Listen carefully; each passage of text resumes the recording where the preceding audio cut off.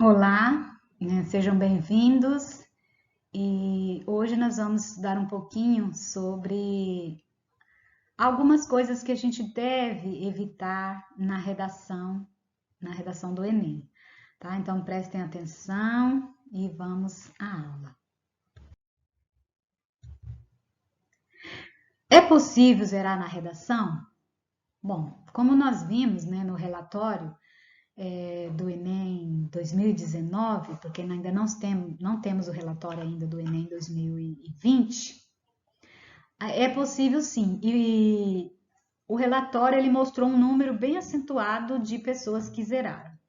Então, vamos às razões, né, do motivo para zerar. Então, as informações que eu trouxe, foram baseadas na cartilha do Enem de 2019. E estas são as razões para zerar numa redação.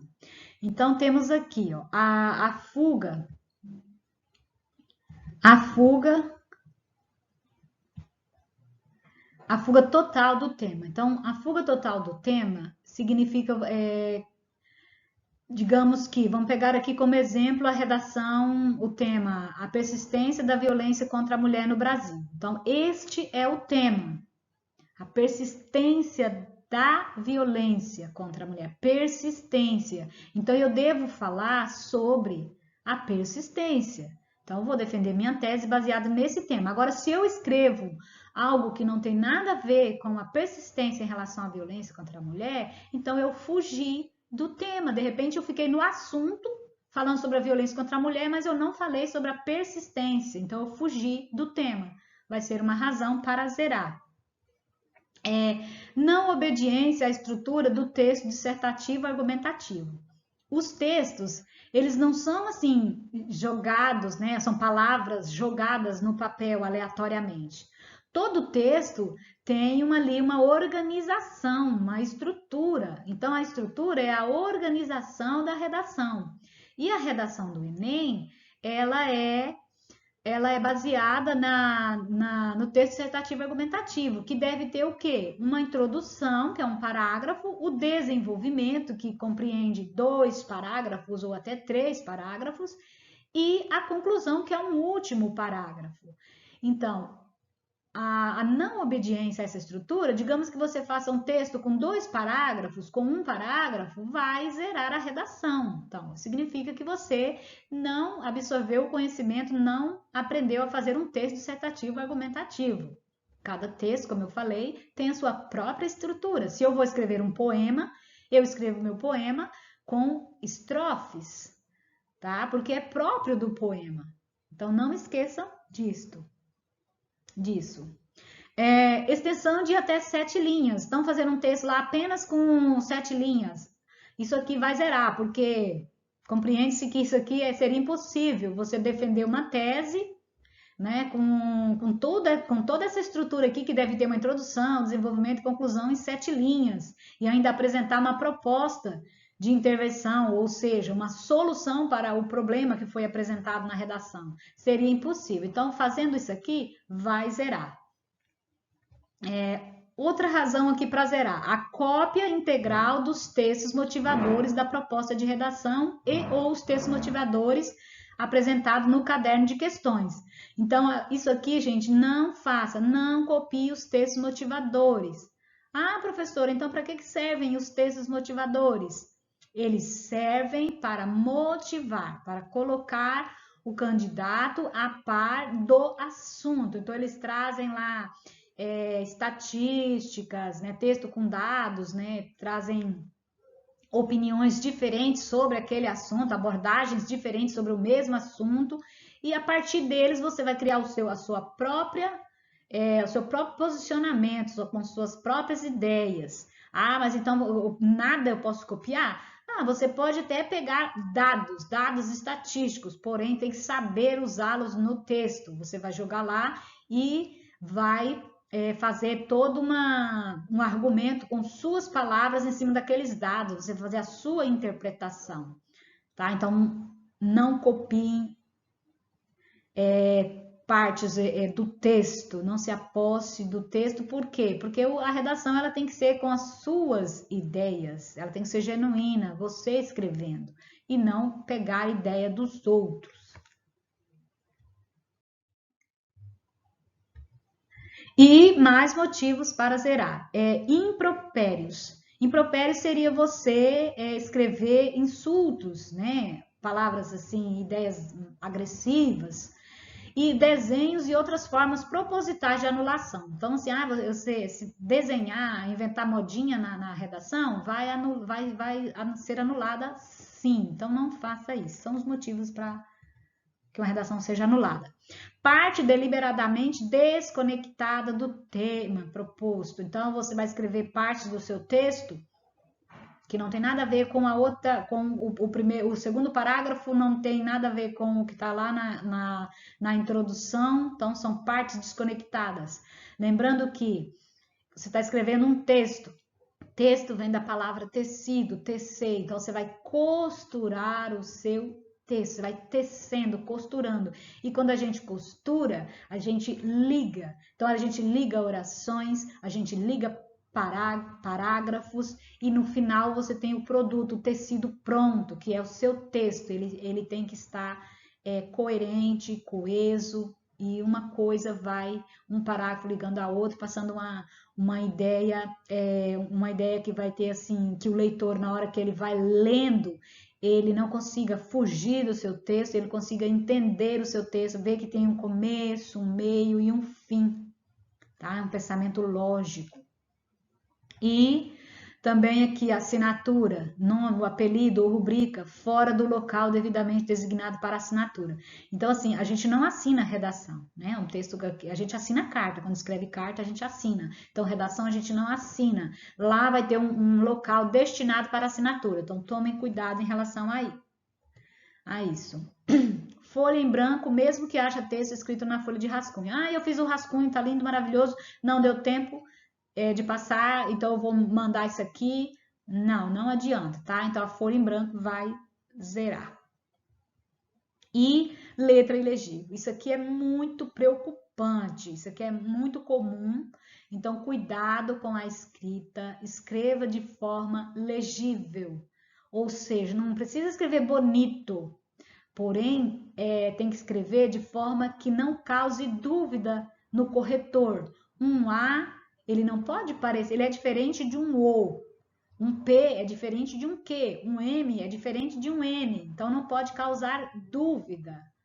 Tá? Então, trace as palavras de forma ali cuidadosa. Não precisa ser bonita a letra, mas legível, sim. Mais motivos para zerar, né? Então, o que você tem que evitar? Não fale com o leitor. Como assim? Então, vamos lá. Não dê conselhos a quem está lendo, não escreva como se estivesse numa conversa com o leitor, porque não é uma conversa, ali é um texto, você está mostrando a sua ideia, mas não está dialogando. Então, por exemplo, você é capaz de mudar o mundo, adote essas medidas, faça a sua parte. Então, você escreveu o seu texto, que eu chego lá no finalzinho, você quer dar aquele recado? Deixar aquele recado ali no final da redação? Não faça isso. Tá? Isso aqui não é bem visto pelos corretores, então não tente convencer o leitor. Você está fazendo isso de forma indireta, mas não assim, de forma apelativa, direta, se dirigindo ao leitor. Citações sem critério. Citar é bom, né? Citar, fazer citações de filme, de filósofos, de pensadores, de autoridades no assunto sobre o qual você está dissertando, é importante? Vai dar credibilidade? Sim. Só que tem que ter critério. Você não pode jogar uma citação aleatória que não tem nada a ver com o texto ou jogá-la lá sem fazer uma ligação com o seu texto, usar uma expressão para ligar a citação com o texto. Então, isso não pode. Isso aqui vai também zerar. Não chega a zerar, mas a tirar ponto, né? Que agora nós estamos falando o que evitar. Vai deixar o seu texto pobre, né? Em vez de enriquecer, porque tirando ali as citações, o que sobra que é seu, de verdade, que você escreveu com suas palavras? Os provérbios são aqueles ditados populares. Filho de peixe, peixinho é. Então, assim, esses provérbios não devem ser usados. Por quê? Porque eles são subjetivos. Eu posso entender, saber o que significa, mas o outro não, eles têm interpretações diferentes, são subjetivos. E a linguagem da redação tem que ser objetiva, direta, daí a razão para não usar provérbios. Palavras ou expressões clichês. Isso aqui, os clichês, eles fazem com que o seu texto fique no senso comum, aquilo que todo mundo já sabe. Tá tão comum, todo mundo usa, que você não traz nada de diferente. Então, exemplo, a esperança é a última que morre, inclusive isso aqui é até um provérbio. A população precisa se conscientizar. Então, assim, é uma expressão muito comum, muito clichê. Então, procure evitar esses tipos de coisas, de expressões. O que, então, evitar? Vamos continuar. Não generalize ou radicalize. Exemplos de expressões generalizadoras. Todos jogam lixo no chão. Ou ninguém faria isso. Como assim? Todos? Será que todos jogam lixo no chão? Você está sendo radical. Ninguém faria isso?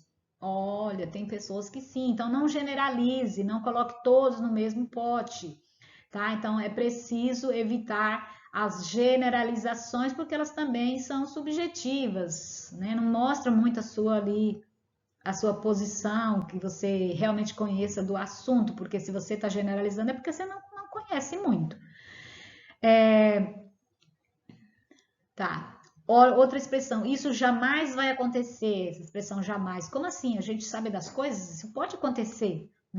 Então, jamais é uma expressão também que não é legal nas redações. Essas frases, elas são um tipo de argumentação apelativa e elas não têm consistência. Não têm consistência porque elas são muito generalizadoras. Significa que você não estudou muito sobre o assunto. Não use estas palavras aqui, ó. Estas palavras nunca, sempre, jamais, porque elas já têm uma conotação radical e uma conotação generalizadora. Então, não usem essas palavras. Não é legal. Não use gírias ou palavrões. As gírias, elas não são bem-vindas na redação. Por quê? Porque as gírias também são subjetivas. Eu não estou falando que falar gíria é errado. As gírias, elas são adequadas para determinadas situações de conversa, tá? Mas no contexto ali de uma redação, não, porque a redação exige linguagem objetiva e direta, e as gírias são subjetivas. Eu posso entender aquela gíria, mas o outro que não pertence ao meu grupo não entende, então não vale. Palavrões também não, por quê? Porque na redação a gente tem que usar a linguagem padrão, linguagem culta. É a primeira competência lá que exige que o candidato escreva de acordo com a norma padrão. Então, os palavrões não pertencem à norma culta. E não use linguagem da internet, o internetês, as abreviações que são criadas para facilitar a conversa. Elas podem ser usadas? Sim, podem ser usadas nas conversas do WhatsApp, nas conversas da internet, porque já tem um contexto que exige uma conversa dinâmica, uma conversa rápida, por isso criam-se as abreviaturas, elas não são oficiais. Nas redações eu vou usar abreviaturas, se precisar, as abreviaturas oficiais, aquelas que são registradas na língua portuguesa, que subentende que todos que estudaram, né, todos conhecem aquela abreviatura. E não expresse sua opinião diretamente, ou seja, os textos, a redação, ela tem que ser impessoal. Então, não posso escrever eu acho, eu penso. Embora você esteja ali dando a sua opinião, ela está sendo colocada de forma indireta, tá? Então, no lugar de colocar eu acredito, você vai substituir por acredita-se. Ou acreditamos, porque podemos escrever na primeira pessoa do plural, tá? Só não vale eu, primeira pessoa do singular. Não pode. Isso aqui é um erro gravíssimo, tá? Então evite.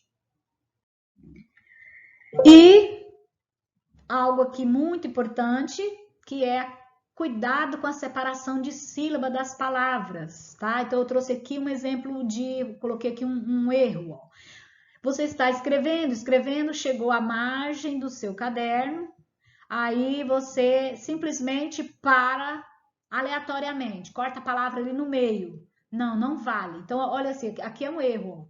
Digamos que esse com aqui esteja aqui no final, né? Então, conscientizadas. Nós sabemos que a palavra conscientizadas, o S, ele deve acompanhar aqui essa sílaba, que é cons. Então, se eu separo aleatoriamente, eu simplesmente interrompo minha palavra em qualquer ponto, eu estou cometendo um erro, tá? E vai ser descontado, porque isso aqui implica lá naquela primeira competência, que é escrever corretamente. Então, não separar a sílaba corretamente é um erro. Então, tome cuidado ao chegar à margem do seu caderno, não passe, não ultrapasse a margem, tampouco esprema a palavra para cabê-la aqui, porque vai ficar feio também, vai ficar ilegível. Aí é um problema. Então, separe de forma correta. Eu trouxe aqui como ficaria a separação da palavra, ó, conscientizadas. Digamos que cheguei aqui ó, ao final da margem, então eu devo fazer desta forma. O S não vai ficar lá, ó, porque ele não pertence à sílaba seguinte. Ele é da primeira sílaba, é cons, tá? Então fica a dica. Cuidado com a separação de sílabas. E por hoje é isto, tá? Tem muito mais dicas que vocês devem ler, pesquisar, coisas que a gente não deve fazer. E estudem, pratiquem e façam uma redação excelente, tá? Então, por hoje é só.